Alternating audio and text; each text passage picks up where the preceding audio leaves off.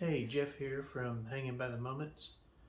In case you don't know, a little company me and my wife started ideas to help other people bring their creative side out and kind of make those special gifts to remember those special moments or create special moments for people around them that are special to them. What I'm going to do today is we're going to kind of walk through. I'm in a lot of these CNC groups for beginners and some advanced people, but one of the conversations I see a lot is, what software should I use to get started? And I'm gonna kind of walk you through one that I personally started with, and I still use quite a bit. It's a product called Easel by Inventables. Inventables does make the X-Carve machine, which if you've looked at any of these CNC machines, you've probably seen the X-Carve come up. I personally have an X-Carve. I wouldn't say that's where I got started, but it was my first kit that I bought. But Easel actually helped me learn a lot about CNC work. There's a lot of people that knock things about Easel. Yes, it is web-based, so you do have to have an internet connection to make it work. But I see a lot of people saying, hey, I want to make signs. And if you want to make signs, I really don't think there's anything easier than Easel if you have a hobby CNC machine. It talks to any machine that has Gerbil or GRBL on it, however you want to say it. You don't have to have an X-Carve. It works with a Bob CNC. I've helped people do that. Get those going. My first CNC I built was just a little desktop model. Made the controller myself. My X-Carve actually doesn't run with their X-Carve controller or their X controller because I built my own controller. It's a Gerbil controller. It works flawlessly, but we're going to kind of go through Easel and do what I would call the CNC Hello World. And when I'm excuse me, when I'm talking about the CNC Hello World, if you've ever done any kind of programming, the first thing you do in any program is learn how to make the screen print or make the software print Hello World. What in the CNC world, the first thing that anybody wants to do is to carve out the word welcome. And so that's what we're going to do. We're going to do that right there. We're going to take and just carve out the word welcome. With Easel, if you've never worked with it, it will be so easy. It'll actually amaze you. If you can operate in, let's say, Windows Paint or Microsoft Word or PowerPoint, you can do this. It's as simple as typing the text. It's as simple as just sizing it where you want it to go and hitting a button that says carve. You don't have to know what G-code is. You don't have to know how to save G-code. You don't have to know what post processor you need for your machine. You don't even have to have a thumb drive. One of the things that I love about Easel is I can create on my desktop that's right over here, or I can take my laptop and I can be in the Bahamas and I can create. And when I come back home without connecting to my desktop, I get on the internet and I pull up Easel, and what I've created in Easel in the Bahamas is right here on my desktop. Exactly the same way I made it. Don't have to save things. It automatically saves, which is a problem at times. But if you make a change, it automatically saves and it saves it to the cloud. So it makes it really easy for you to just keep up with everything that you've ever done because it's all in your saved projects. Anyway, so let's get into this. I'm going to kind of try to walk you step by step through everything. Hope this helps some people out. All right, so we got things running on my laptop because my microphone doesn't seem to be recognized on my desktop, and so things may be a little bit weird, but let's see what happens. So I'm going to open up Firefox. That's what I like to use. I already kind of got Easel up and going. Uh, I'm going to use this untitled because there's nothing in it really. May take it a second to load because I'm on my laptop and things are slow.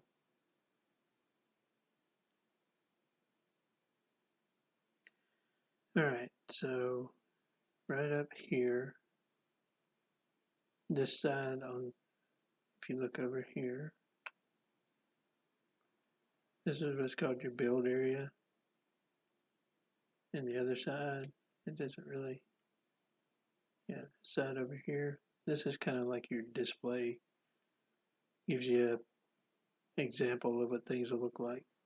If you're running a Bob CNC or an X-Carve or any Gerbil based controller, I think the Shapeoko is one like that. Any of those should work. They should work together. If you notice this over here, this little green button right here that says carve, it just came up. That's because I've plugged my controller in and it's recognized it. If it won't recognize it, this right here will stay blue. When you click on it, it's going to say you need to download the drivers. Download those just like you would drivers for anything else, and it should work. If for some reason you go through and say you have a Bob CNC, Shapeoko might do it too. I'm not sure, never messed with one. But if you have a Gerbil controller and your settings are different than what they use on the X-Carve, and you accidentally let it set it up as an X-Carve, you have to kind of go in here where it says machine and go to advanced right here. And you can go to what's called machine inspector right there. And if you go down here, this is like your window showing you that's everything that's in there. And if I remember right, the function is $ equals RST $. And it resets your controller to the default values. If you have a Bob CNC and you've accidentally done this, you can call them. They'll tell you exactly what to do. I think that's the right number. I don't have it written down in front of me, or not number, but code. But this is what your controller values actually are. You can see what they are. If you really want to dig into that, it's totally different for another day. What we're going to do here is show you how to do something simple. All right, so the piece of material I have is a piece of MDF, and you can click on right here where it's got birch plywood. Well, you want to change your settings, but you don't necessarily know what those settings are. Well, Easel makes it easy. You can scroll down through these, and there's actually one that says, right here, it says MDF. So I have MDF. How big is my piece of MDF? Well, we can change those numbers right here if my laptop will allow it. And we're going to do, it's 5.5 by 1.75, and it's 3/4 inch thick.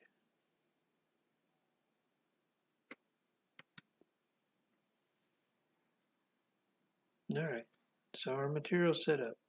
Now see our block of wood, and then this over here is actually showing us how big everything is. We won't put welcome text, right? So we go right here to where it says fonts. We click on this little box, and let's just find a little simple, something kind of neat. Let's try this right here. We'll do that one. Because this one you can do whether it's Easel Pro or Standard. So you have this text box right here. Just kind of drag it wherever you want it. Like I said, my laptop is slow, so we'll have to forgive it. And we'll just click in here and we'll just take this text out.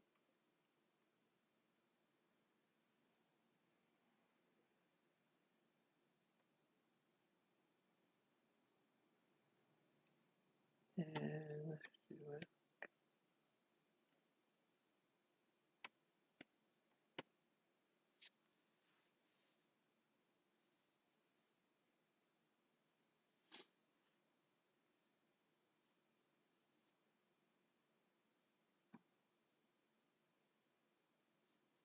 All right, we have welcome. Right, too big, right? No problem. Just like you would in any kind of other editing software, you just can kind of grab it, bring it down, move it where you want it. Yeah, it looks kind of good.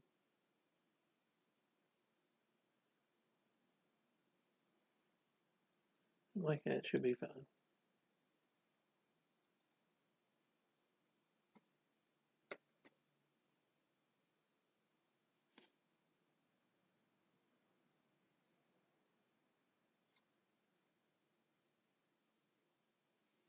All right, so we definitely don't want to cut. If you look right here, we don't want to cut that far down into the material. Let's just go real shallow, like a point. Let's go like a 0.4.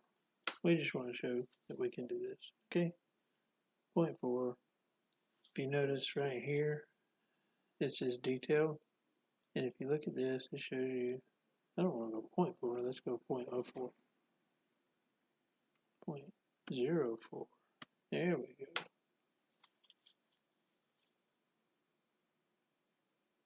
There we go. We just want to make it look like something. So like if I was doing an infill or something like that might be okay. It's going to be enough that we can see what's happening.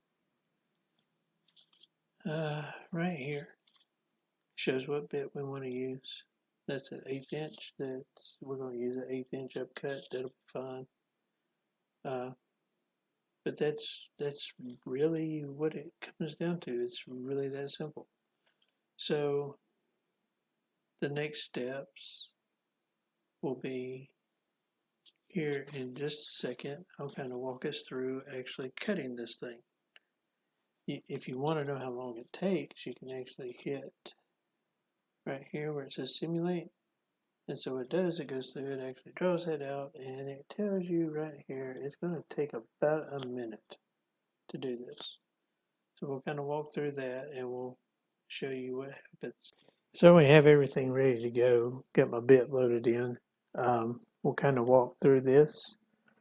So from this point, if you were using Carbide Create or VCarve Pro or Carveco or any of these other programs, you'd have to generate your G code and open up something like Universal G Code Sender, something else to actually export your code. It's just another step that's involved. In this case, all you have to do is hit this little button right here that says Carve, and it literally will walk you through the rest of it. Do you want to home your machine? We're going to say unlock without homing. It's going to ask me to confirm my material thickness. Don't know why things aren't working there. Pictures aren't showing up, but that's not a big deal. Clamp your material down. My material is secure. Am I going to use a straight? No, let's change that bit because I'm using an upcut. Let's use an upcut. Confirm your bit size. Click this. Go next. Do I want to home? I don't know why these pictures aren't showing up. It's probably my browser. So let's use manual.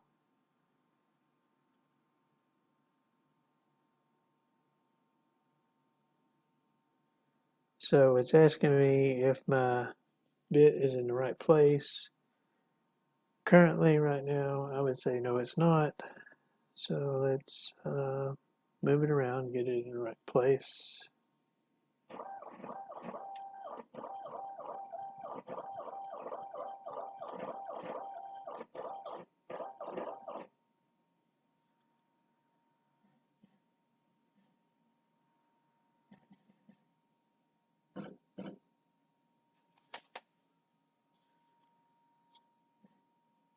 It looks pretty good.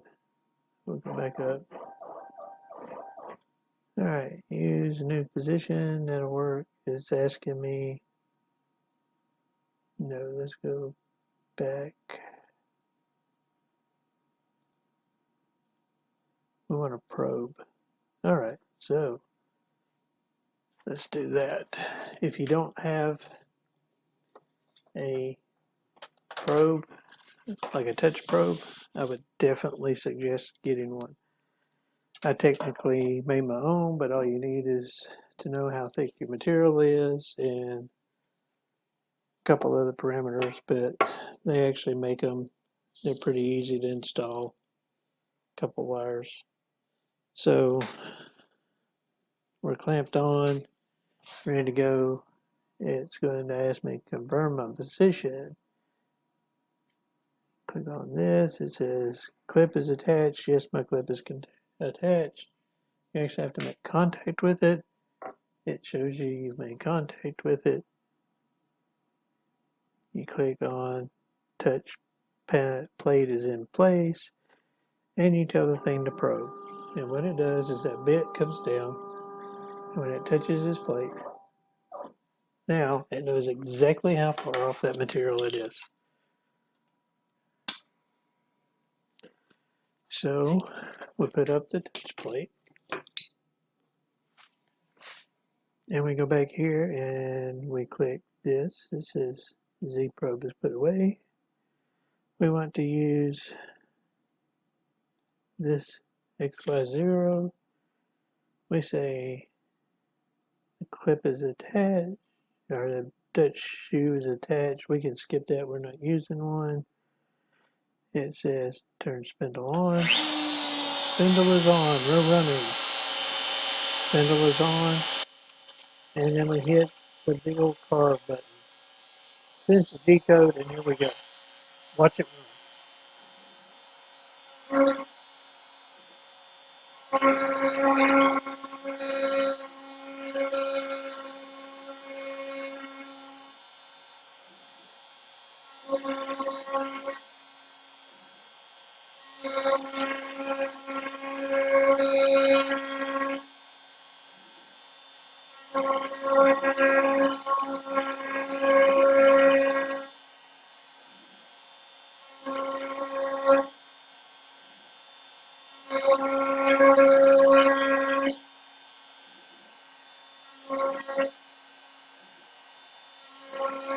And one thing you can do, you can look here,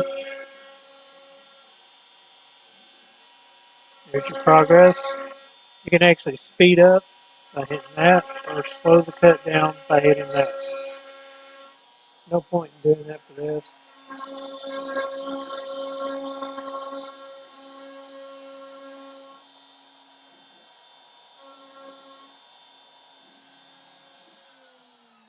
And there you have it. We just made a cut. Now, is it perfect?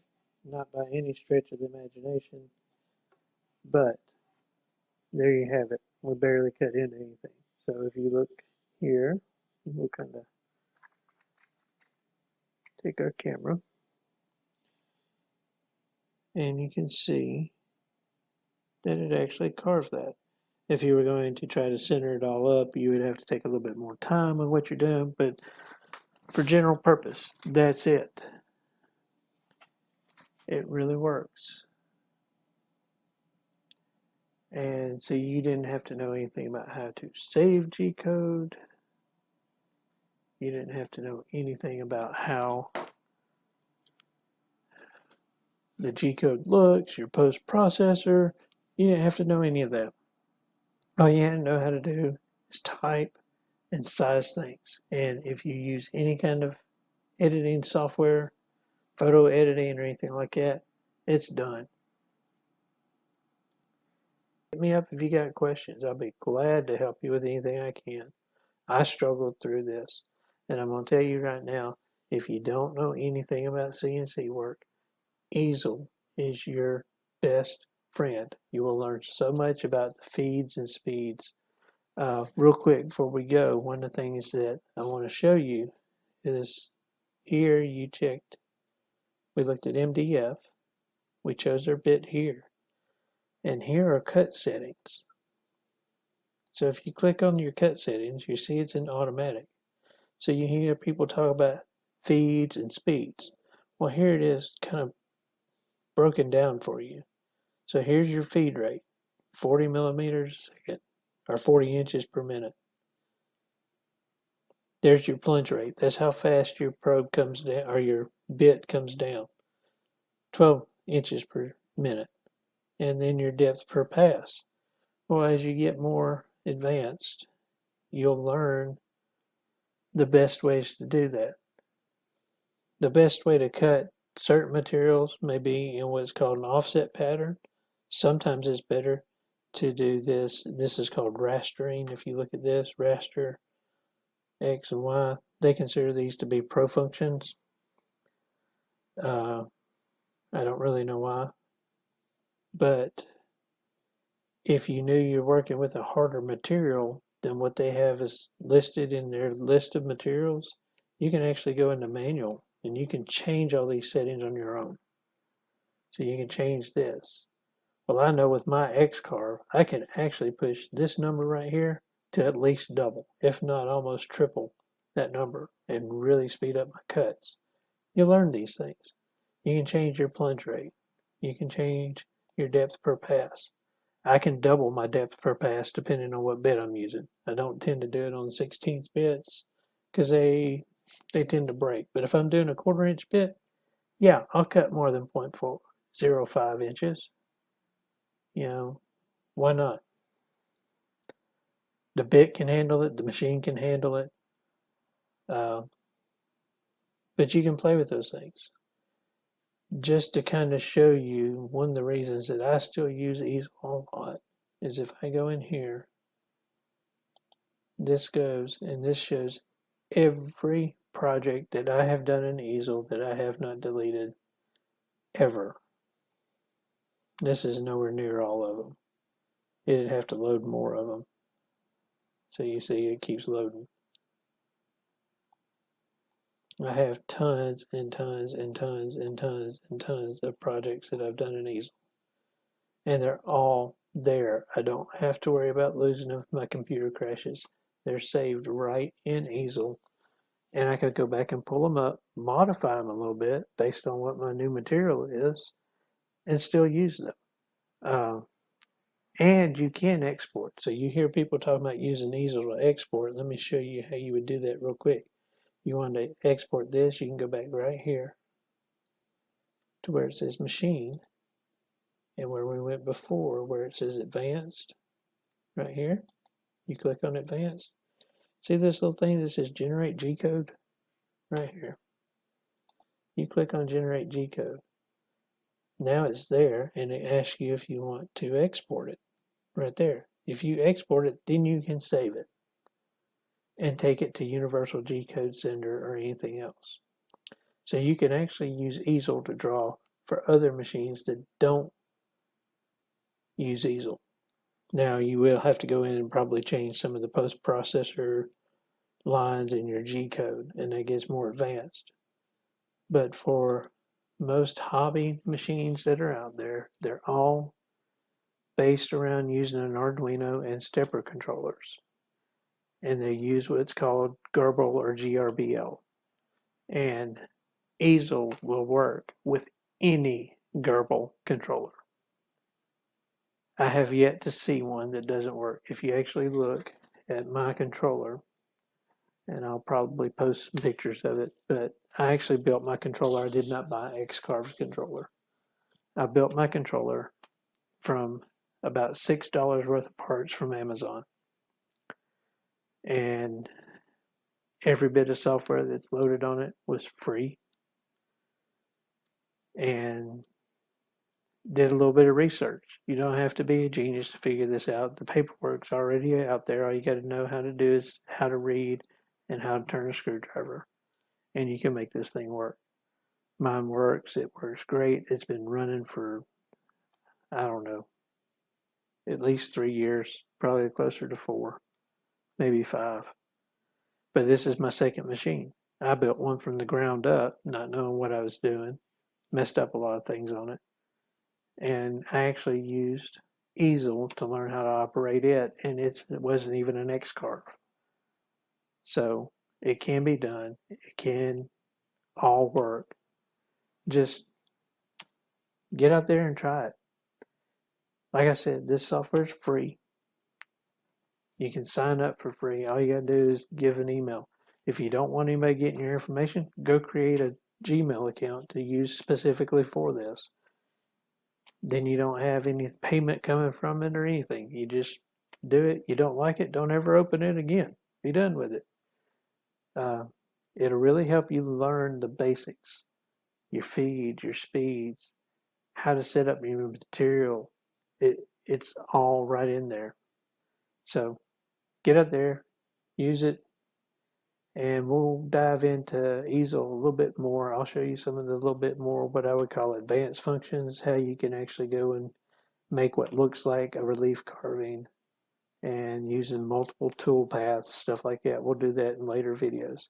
Probably the next video, I'll actually walk you through making a little dish, and you don't have to have any real special skills as far as software goes. We'll create the whole dish, and using the right bits and the right method, you'll have a beautiful looking dish, and it'll take you less than an hour to make it from start to finish.